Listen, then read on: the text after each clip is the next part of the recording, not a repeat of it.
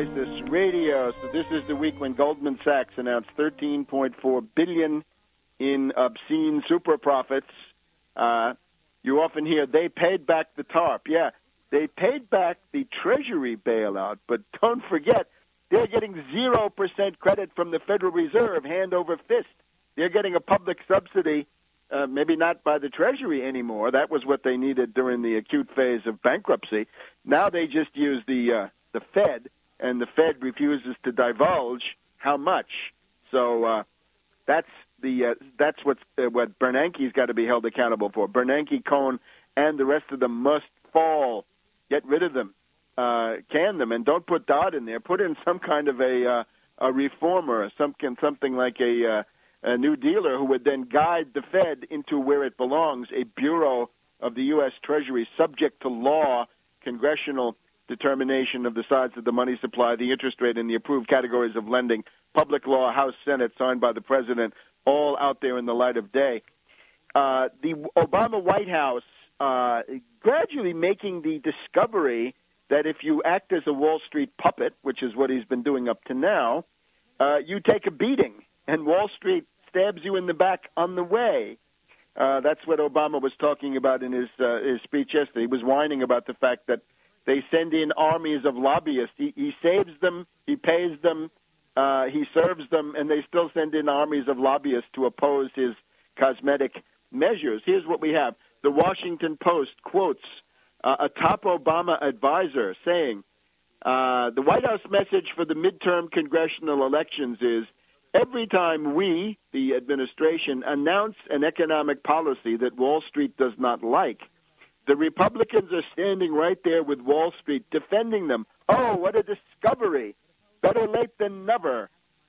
Washington Post also comments, Republicans offered a muted response to the president's proposal, suggesting that they recognize the political dangers of siding with big banks when there is a 10% unemployment rate, depressed housing prices, and increased voter anger. Make that an 18% unemployment, underemployment officially, and probably more between 20 to 25. So you get the idea, if you do anything against Wall Street, the Republicans are forced out of their cultural populist cover and into action to defend Wall Street. Now, the starting point, of course, this is the Massachusetts Senate race. Let's turn to this for a minute. I have an article about this. I urge you to take a look.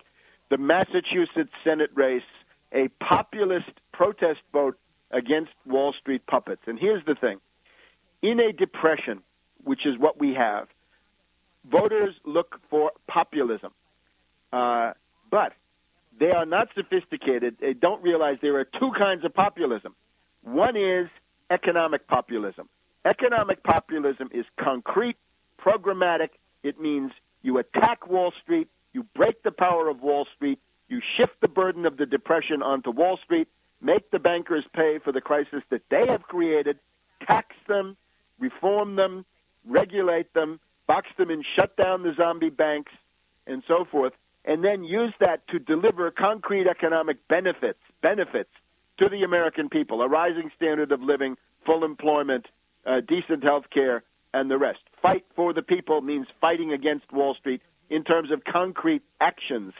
Now, unfortunately, the Democratic Party in the Obama era is a bunch of Wall Street shills and puppets, and that goes for Pelosi, for Reid, for Barney Frank, the most visible Democrat in Massachusetts, except for Governor Deval Patrick, who, of course, is somebody who spouts the same messianic utopian rhetoric as Obama. You can see my story about him, Deval Patrick, Brzezinski's Spare Obama, from 2 years ago in the campaign. The voters look for populism. If they can't find the real thing, economic populism, New Deal measures, right? Franklin D. Roosevelt was the greatest economic populist of the 20th century. But if you can't find real populism, economic populism, you go for the fake cultural populism. Cultural populism is a con job. It's hoodwinking, duping.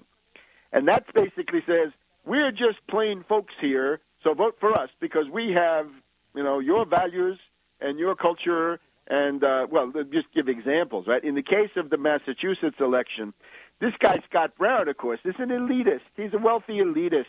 Scott Brown is a wealthy lawyer, a professional politician. His wife is a television anchor. His daughter is on American Idol and so forth. This is not a man of the people at all. Who are we kidding? But, of course, what he does, he says, I drive a pickup truck.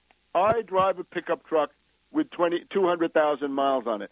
You may remember Lamar Alexander, wealthy elitist from Tennessee, once ran for president on the basis of the fact that he wore a plaid shirt.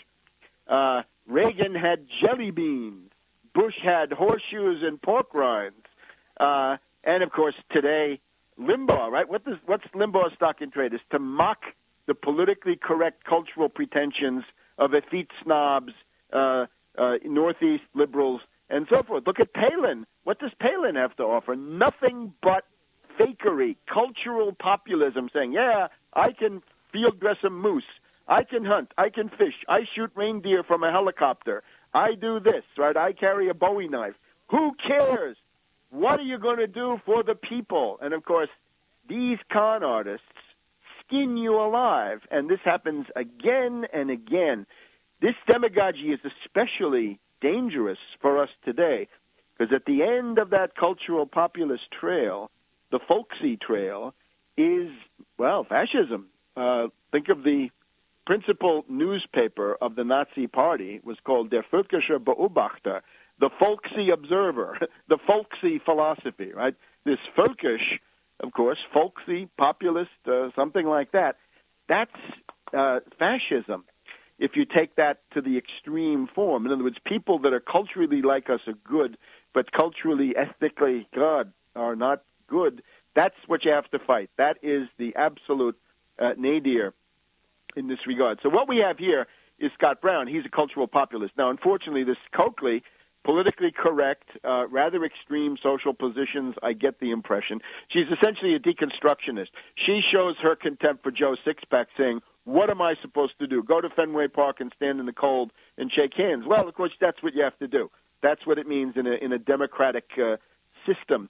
She also went on vacation for 2 weeks. Oh, my God, a 2-week vacation in the Bahamas, or was it the south of France, the Riviera? Not too many of us get to take those vacations there, Martha. You think you get it. Well, this is the result. She violates cultural populism by not knowing that Schilling is from the Red Sox. She offends Catholics and so forth. An absolute disaster. So populism wins, and if there's no economic populism, they'll vote for a cultural populist, and that's what you have here.